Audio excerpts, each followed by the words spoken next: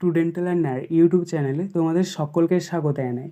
আজ আমাদের আলোচ্য বিষয় পঞ্চম শ্রেণীর গণিত বিষয়ের ফার্স্ট সামারি এক্সাম অর্থাৎ প্রথম পর্যায়ক্রমিক মূল্যায়নের একটা উত্তর সহ নমুনা প্রশ্নপত্র নিয়ে। ফুল মার্কস তোমাদের থাকবে 20 এবং সময় থাকবে 40 মিনিট। প্রশ্নপত্রটা তোমাদের সেট নাম্বার 2। সরাসরি স্ক্রিনে তোমরা উত্তর সহ নমুনা প্রশ্নপত্রটা দেখতে পাচ্ছ। এক, নিচের যে কোনো 6টি প্রশ্নের উত্তর দাও। 1 × 6 = 6।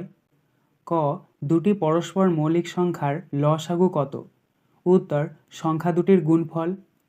খ, 0, 8, 3, 2, 1 অঙ্কগুলি দিয়ে 5 অঙ্কের ক্ষুদ্রতম সংখ্যাটি লেখো।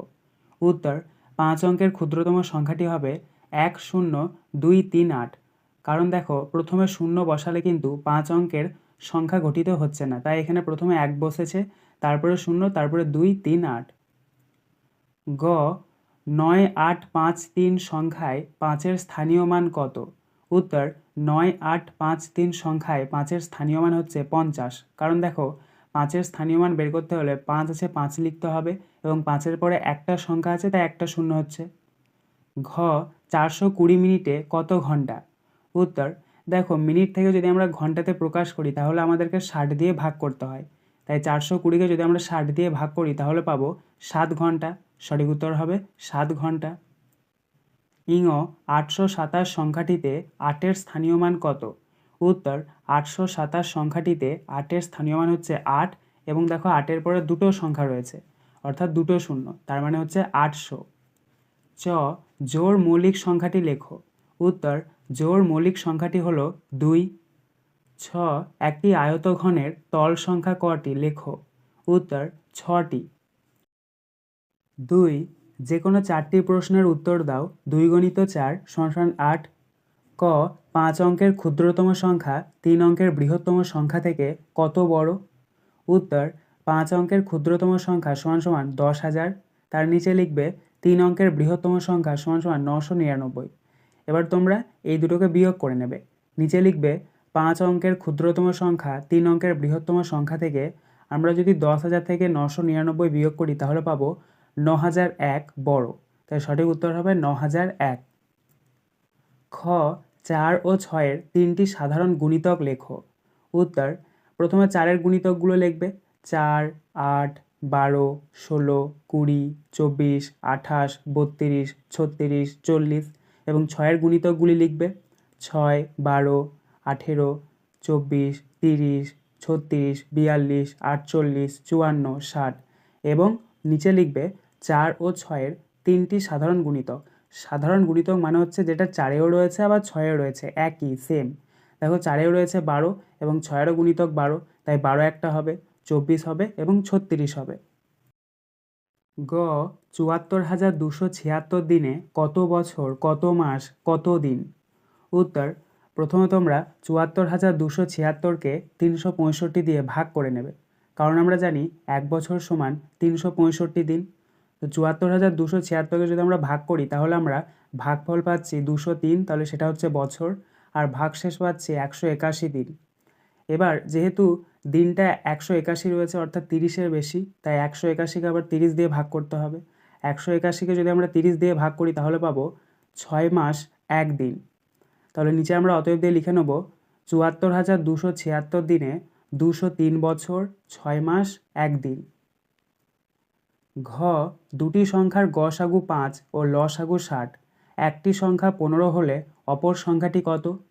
উত্তর, প্রথমে তোমরা লিখবে দুটি সংখ্যার গসাগু = 5, দুটি সংখ্যার লসাগু = 60, তার নিচে লিখবে একটি সংখ্যা = 15, তার নিচে লিখবে আমরা জানি গসাগু গণিত লসাগু = একটি সংখ্যা গণিত অপর সংখ্যা, এটা সূত্র। এবার তোমরা নিচে লিখবে অপর সংখ্যা = মানগুলো বসিয়ে দেবে। অপর সংখ্যা সমান হচ্ছে গসাগু গণিত লসাগু বাই একটি সংখ্যা। এখানে গসাগু কত রয়েছে? গসাগু 5, তাহলে 5 লিখবে, তারপরে গুণ চিহ্ন দেবে। লসাগু কত রয়েছে? লসাগু 60, তাহলে 60 লিখবে, তারপর একটা বাই দেবে। নিচে দেখো লেখা রয়েছে একটি সংখ্যা কত রয়েছে? 15, তাহলে নিচে 15 লিখবে। এবার তোমরা কাটাকুটি করে নেবে। 15-র সাথে যদি আমরা 60-এর কাটাকুটি করি, 15 কততে 60? 15 4-এ 60, তাহলে 15 কেটে দাও, 60 কেটে দাও, ওপরে 4 লেখো, অর্থাৎ 60-এর ওপরে 4 লেখো। তাহলে পড়ে রইলো দেখো 4 আর 5 এবং গুণ চিহ্ন রয়েছে, তাহলে গুণ করতে হবে। 4-এর সঙ্গে 5-এর গুণ করলে কত হচ্ছে? 4 5 20। তাহলে আমরা অতএব দিয়ে উত্তরটা লিখতে পারি, অপর সংখ্যাটি হলো 2 এর শূন্য 20। 3, যে কোনো দুটি প্রশ্নের উত্তর দাও। 3 × 2 = 6। ক, একটি শরৎ রচনাবলীর মূল্য 425 টাকা। রবীনবাবু ঠিক করেছেন 122 জন ছাত্রছাত্রীর প্রত্যেককে একটি করে শরৎ রচনাবলী দেবেন। তিনি কত টাকা খরচ করবেন? উত্তর, এটাকে তোমাদেরকে গুণ করতে হবে, কারণ দেখো একটির দাম কত? 425 টাকা। তাহলে 122 জন ছাত্রছাত্রীকে দিচ্ছে, তাহলে 122টা রচনাবলীর মূল্য তোমাদেরকে বের করতে হবে এবং সেই জন্য গুণ করতে হবে।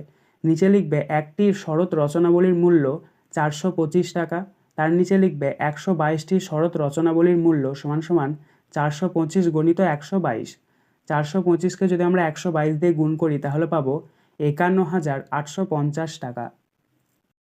খ, অমলবাবুর বছরে আয় 72,250 টাকা, মাসিক খরচ 4,235 টাকা, তার বছরের সঞ্চয় কত?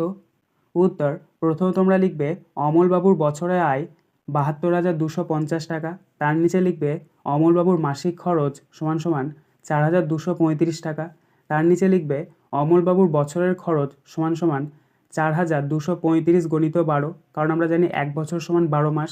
তাহলে 4,235কে যদি আমরা 12 দিয়ে গুণ করি তাহলে পাবো 50,820 টাকা। তাহলে তার নিচে আমরা লিখব সঞ্চয় সমান সমান আয় বিয়োগ খরচ। মানে আমরা জানি কি সঞ্চয় মানে কি, যা আয় করব এবং যা খরচ করব সেই দুটোকে বিয়োগফল হচ্ছে সঞ্চয়। তাহলে এখানে আমাদের আয় কত হয়েছে? 72,250, তারপরে বিয়োগ আছে বিয়োগ, আর খরচ কত হয়েছে? 50,820। এগুলোকে আমরা কি করব? বিয়োগ করে নেব। এগুলো যদি আমরা বিয়োগ করি তাহলে পাবো 21,430 টাকা। তাহলে অতএব আমাদের উত্তরটা হচ্ছে 21,430 টাকা। গ, 3টি ঘন্টা একসঙ্গে বাজার পর যথাক্রমে 15 সেকেন্ড, 20 সেকেন্ড ও 25 সেকেন্ড অন্তর বাজে। কতক্ষণ পরে ঘন্টাগুলো আবার একসঙ্গে বাজবে? উত্তর, এগুলোকে তোমাদেরকে কী করতে হবে? লসাগু করতে হবে। তো আমরা 15 সমান জানি 3 × 5, 20 সমান 2 × 2 × 5 এবং 25 সমান 5 × 5। তাহলে নিচে আমরা লিখব 15, 20 ও 25-এর লসাগু সমান 3 × 5 × 2 × 2 × 5।